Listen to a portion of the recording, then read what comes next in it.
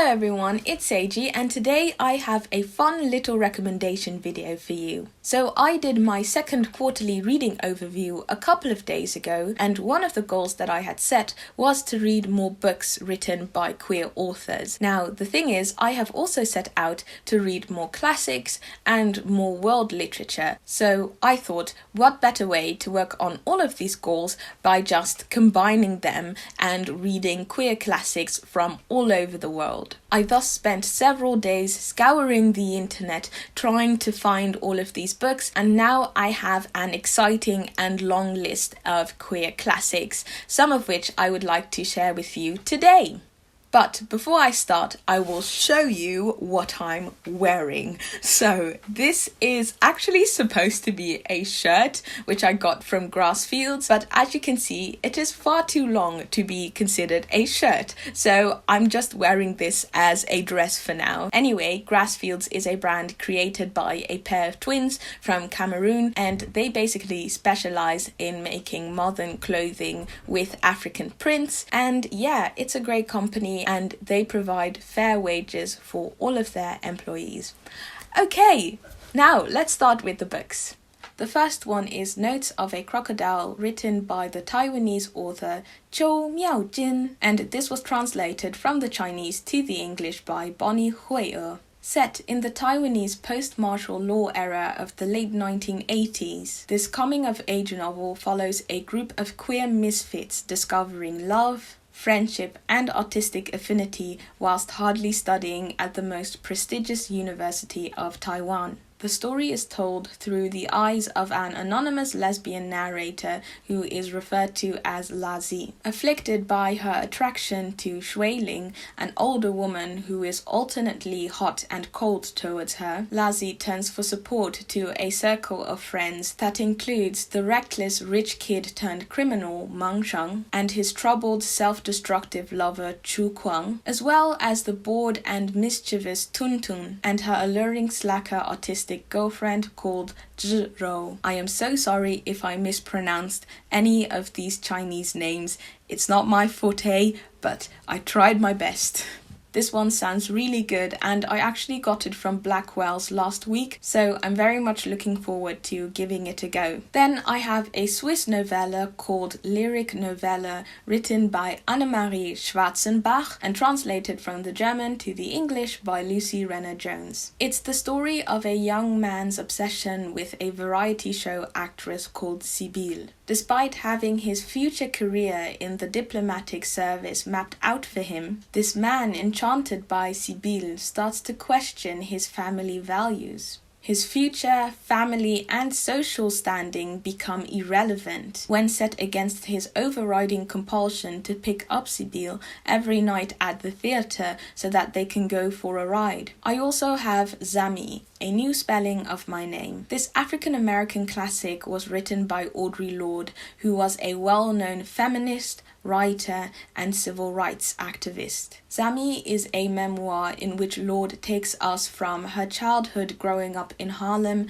to her coming of age in the late 1950s. The book actually created a new genre called auto-mythography, which is a combination of biography, myth and history. Then on to an Argentinian classic, namely Kiss of the Spider Woman by Manuel Puig. And unfortunately, I could not find the name of the translator of this piece. Anyway, this story is about two men called Molina and Valentin who are locked up in a prison in Argentina. The book depicts the daily conversations between them as they form an intimate bond. Then I have a Russian-Argentinian poetry collection which I particularly am very interested in. It's called Extracting the Stone of Madness, and it was written by Alejandra Pizarnik and translated from the Spanish to the English by Yvette Siegert. The collection is comprised out of Pizarnik's middle and late work, as well as some poems that were published posthumously. Apparently, Pizarnik was obsessed with themes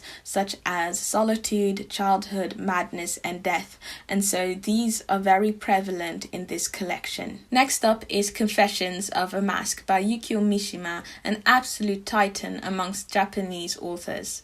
This was translated from the Japanese to the English by Meredith Weatherby. In this book, Mishima uses fiction to reflect on his own coming of age in post-war Japan. Confessions of a Mask tells the story of Ko-chan, an adolescent boy tormented by his rapidly growing attraction to men. In order to hide his homosexuality, he decides to court a woman called Sonoko. This, however, backfires because their relationship only exasperates Ko-chan's feelings for men. As news of the war reaches Tokyo, Ko-chan considers the fate of Japan and his place within its deeply rooted decorum. Then I have a memoir by the Jewish, Israeli, German author and activist Gad Beck. It's called An Underground Life, Memoirs of a Gay Jew in Nazi Berlin, and it was translated from the German to the English by Alison Brown. As the title states, it chronicles the life of Beck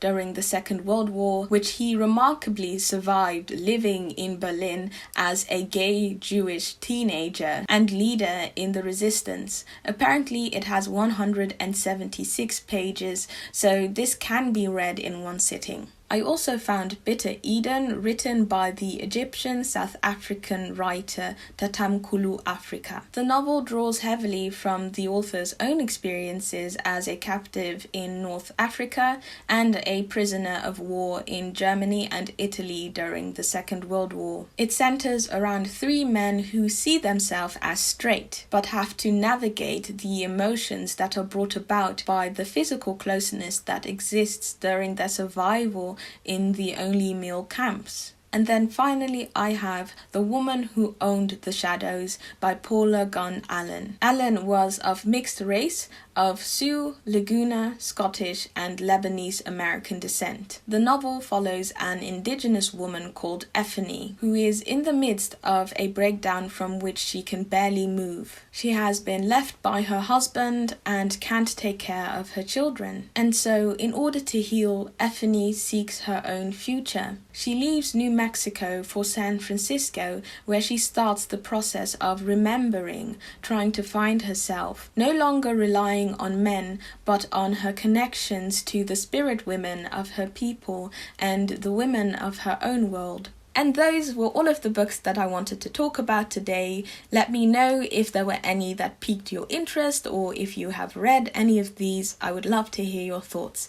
Either way, as usual, thank you so much for watching. If you like the content that I make on this channel, perhaps consider joining my Patreon. I run a monthly book club where we read diverse classics.